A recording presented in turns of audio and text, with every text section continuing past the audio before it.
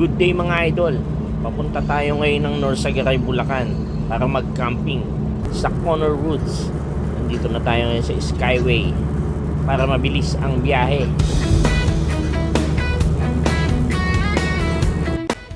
At ilang sandali lang mula Laguna, ninanamnam na natin ang mga bukid dito sa Bulacan.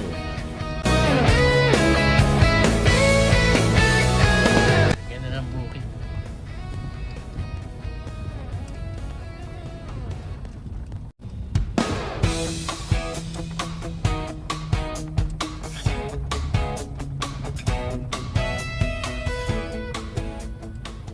At pagdating nga sa campsite, syempre nag-set up na tayo ng tent natin, lamesa, upuan, higaan, at mga kakainin.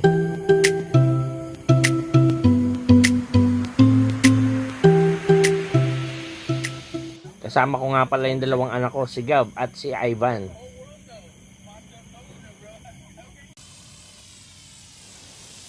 Nagluto na lang ako ng barbecue.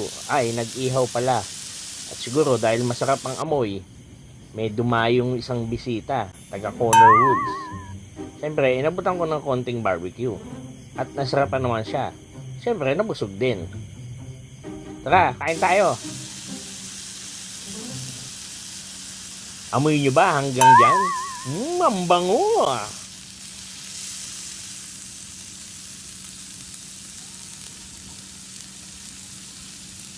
Ano pa inaantay mo? Kumuha ka na ng kanin. Kinabukasan nagulat kami kasi may mga narinig kaming parang mga putok ng baril. Siyempre, kumover kami, baka tamaan kami ng ligaw na bala eh. At nakiramdam kami kung saan nanggagaling yung putok ng baril na yun. Sa kabutiang palad, wala naman tumama sa amin ng ligaw na bala.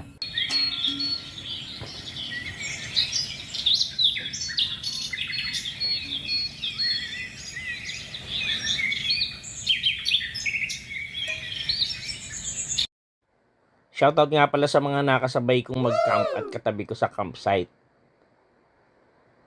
Hello sa inyo, sana magkita-kita ulit tayo. Ano masasabi mo sa Corner Woods?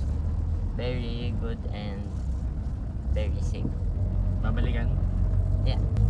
Ano i-recommend mo? Ano yung pinaka-the best part mo ng camping sa Corner Woods? Basketball.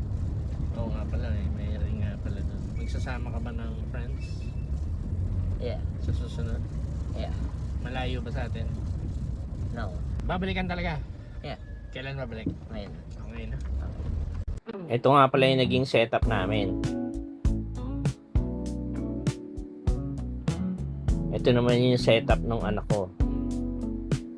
Motocamper kasi siya. Kaya nakahiwalay yung tent niya sa amin. May basketball court nga pala. Maayos ang CR. At ito ang view sa Corner Woods. Ito naman sa gabi. Kita kits!